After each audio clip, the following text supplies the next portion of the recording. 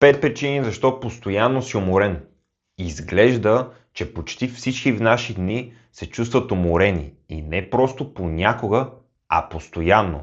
Без значение колко кофеин пиеш или колко сън си взел. Ако си като повечето хора, просто не можеш да се оттърсиш от това постоянно усещане за изтощение и въпреки, че в средата ни има повече замърсители и нивата на тестостерон падат десетилетие след десетилетие, енергията ти все още почти изцяло под твой контрол.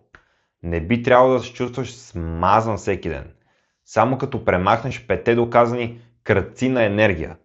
Добре дошли в моят канал, аз съм Марио и днес ще ви разкажа за 5 причини защо постоянно си уморен. Най-неочакваната грешка, която правят повечето хора, е свързана с кофеина и стимулантите. Би си помислил, че повече кафе ще намали умората и ще ти даде повече енергия. И макар да може да има добър краткосрочен ефект, то може да има най-голямата причина да си в постоянно изтощение. Причината е, че кофеинът действа като блокира невротрансмитер, наречен аденозин. Аденозинът има задача да те кара да се чувстваш сънлив и отпуснат, като се свързва с аденозинови рецептори в мозъка. Като го блокира, кофеинът те прави по-добър. Но ако пиеш много кафе и енергийни напитки всеки ден, тялото ти свиква с високите нива на кофеин и тогава организмът отговаря като произвежда още повече аденозин, което с времето намалява ефекта на кофеина. Освен това, когато стимулиращият ефект на кофеина изчезне, този излишък от аденозин предизвиква откат под формата на огромен срив, така че не само кафето става по-малко ефективно, когато пиеш много от него, но има и повече приспиващи невротрансмитри в мозъка си, което и води до силно усещане за умора и изтощение. Това създава цикъл. Пиеш повече кафе, отделяш повече аденозин, чувстваш се по-уморен. И на всичко отгоре, прекалено много кофеин може да наруши естествения цикъл сън-будност и да влоши качество и количество на съня, който получаваш нощем. Затова не искаш да пиеш кафе късно след обед, а още по-малко вечер. За да излезеш от този цикъл, трябва постепенно да намалиш приема си на кофеин до не повече от 3-4 чаши кафе по 240 мл на ден или около 400 мг кофеин дневно. И това е според Американската агенция по храни и лекарства. Друго, нещо, което може да ти даде чиста енергия, докато намаляваш кофеина, е храненето. И храненето ти много вероятно е една от главните причини да се чувстваш уморен изобщо. Проблемът е, че макар стандартната диета, която много хора следват, да дава излишък от калории, тези калории често са празни от към хранителни вещества. Ако ядеш много преработени храни, рафинирани захари, нездравословни мазни, много вероятно следваш този тип режим, без дори да го осъзнаваш, и това може да доведе до хранителни дефицити с времето. Например, този тип хранене често е беден на желязо, а желязото е жизненно важно за образуването на хемоглобин.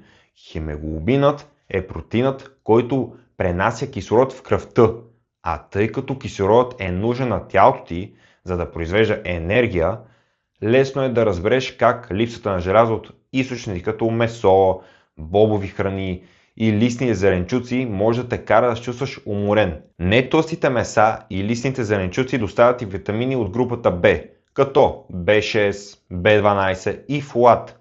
Точно от тях често липсва при този тип хранене, а дефицитът може да води до умора, слабост и мозъчна мъгла. Още един пример са омега-3 масни киселини. Този тип хранене обикновено дава твърде много омега-6 и недостатъчно омега-3, което води до възпаление и умора.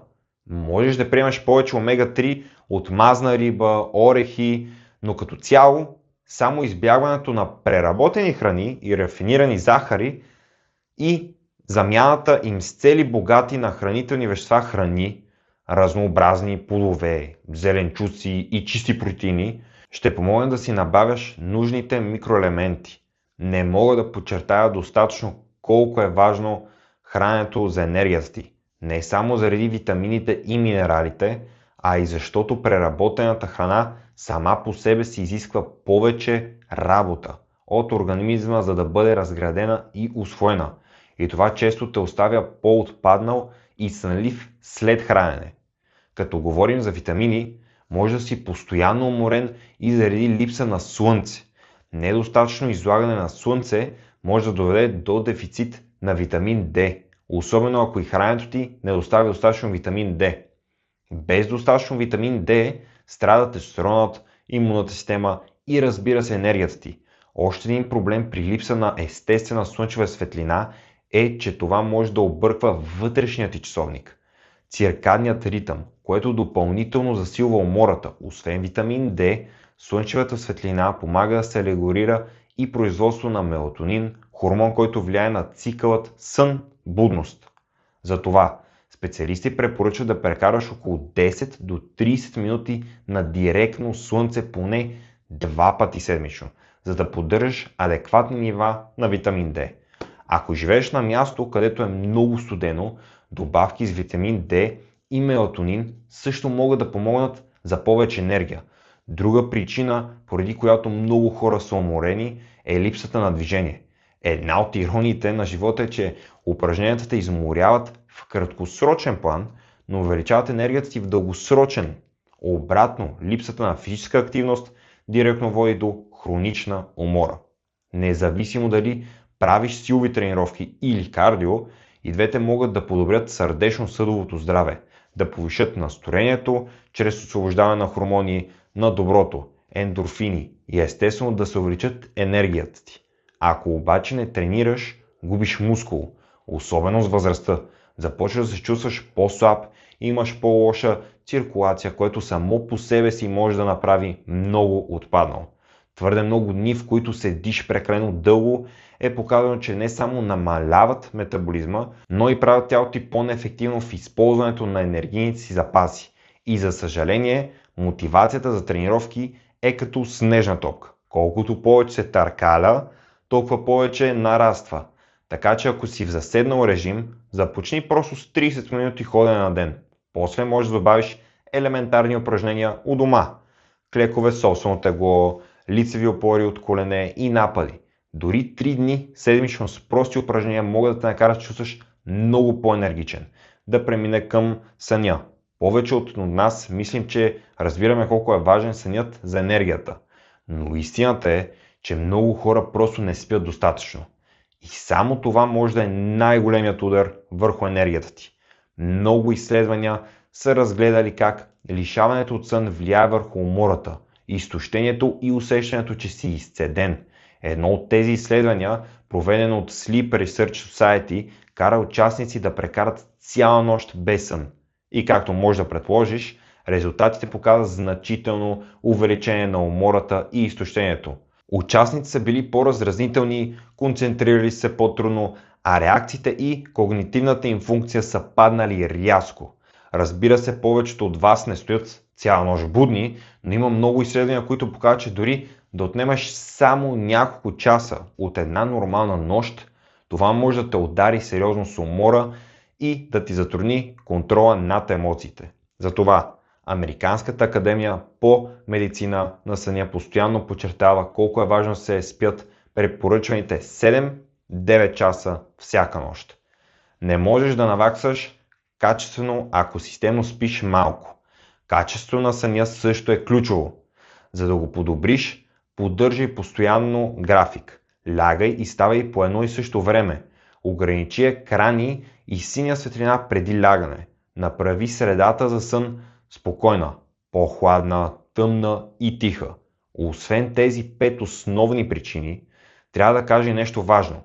Хроничната умора може да е симптом на здравословни проблеми, за които е нужно да се видиш с лекар. С това приключваме.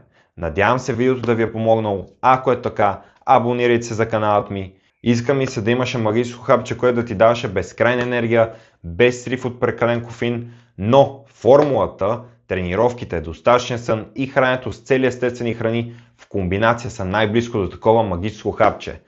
Тук ще ви оставя още 2 интересни клипа, които да видите. Натиснете камбанката, за да може да ви излиза постоянно нотификация, когато кача нов клип, и до следващия път.